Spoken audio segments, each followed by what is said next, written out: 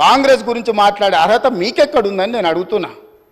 కాంగ్రెస్ గురించి మాట్లాడే నీతి జాతి సింగిల్ విండో డైరెక్టర్ పోస్టు చంద్రశేఖరరావుకి ఎవరిచ్చారు అధ్యక్ష? కాంగ్రెస్ పార్టీ ఇచ్చింది. కాంగ్రెస్ సింగిల్ విండో డైరెక్టర్ ఇస్తే ఓడిపోయింది అధ్యక్ష.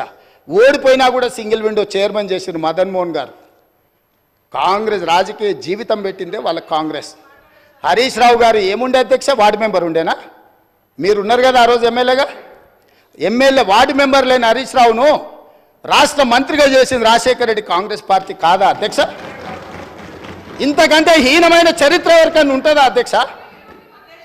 ఇన్ని విషయాలు ఉన్నా మేము ఇక్కడ ప్రస్తావించదలుచుకోలేదు అధ్యక్ష. అవన్నీ ఎందుకనంటే గొప్ప లక్ష్యంతో స్కిల్ యూనివర్సిటీ తీసుకొచ్చినాం. గొప్ప లక్ష్యంతో మాదిగ ఉపకళాల వర్గీకరణ కోసం మేము ముందుకు వచ్చినాం.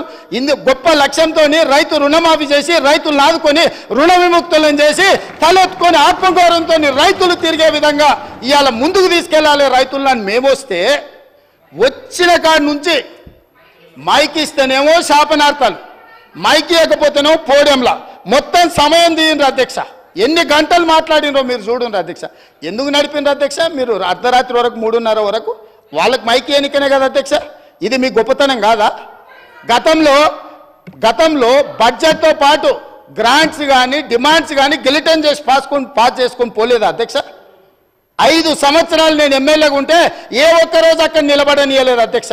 లోపలికి వచ్చినంబడే మార్షల్స్ని పెట్టి గొర్రెలు నీడ్చినట్టు ఈడ్చి బజార్లో పడేసిండు అధ్యక్ష.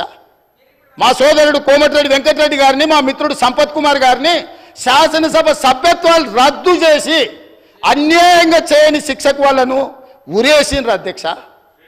మేము అట్లా ప్రవర్తించినామా అధ్యక్ష? వాళ్ళు ఎంతసేపు అడిగితే అంతసేపు ధర్నా చేయనిచ్చినాం, అడిగి మాట్లాడినంతసేపు మైక్ ఇచ్చినాం, మంచి పనులకు సహకరించమని అడిగినాం. కాబట్టి ఇప్పటికైనా అధ్యక్ష పెద్ద మనసు చేసుకొని అక్కలు ఇక్కడ ఉన్నారు. ఇవాళ నిరుద్యోగ యువకులు మీ తమ్ముళ్ళు మీ పిల్లలు. కాబట్టి ఇప్పటికైనా ఇట్లా నిలబడి నిరసన తెలుపుడు కాదు. ఇట్లా నిలబడి నిరసన తెలపడం వల్ల అక్క మీకు మంచి పేరు రాదు. చెడ్డోని 10 ఇచ్చి వదిలించుకోవాలి, మంచోని 10 ఇచ్చి సావాసం చేయాలంటారు. అట్లాంటి వాళ్ళ సావాసం పనికిరాదు అక్క. నేను ఇప్పటికి కూడా చెప్తున్నా, మీరు బయట వాళ్ళు కాదు, మీరు మా అక్కలు, మా కుటుంబ సభ్యులు. మీ మంచి కోసం చెప్తున్నా, అక్కల క్షేమం కోరుకునే తమ్ముడుగా నేను చెప్తున్నా. నేను సమాజాన్ని చాలా చూసిన, చాలా కింది నుంచి వచ్చిన, గ్రామీణ ప్రాంతం నుంచి వచ్చిన, ఉమ్మడి కుటుంబం నుంచి వచ్చిన, నాకు అక్క చెల్లెళ్ళు అక్కలను అవమానించేంత నీచమైన జాతి నాది కాదు అధ్యక్ష.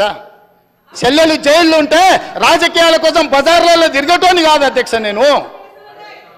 అందుకే అక్కలతో పాటు వాళ్ళకు కూడా నేను విజ్ఞప్తి చేస్తున్నా, రైతు రుణమాఫీని అభినందించండి.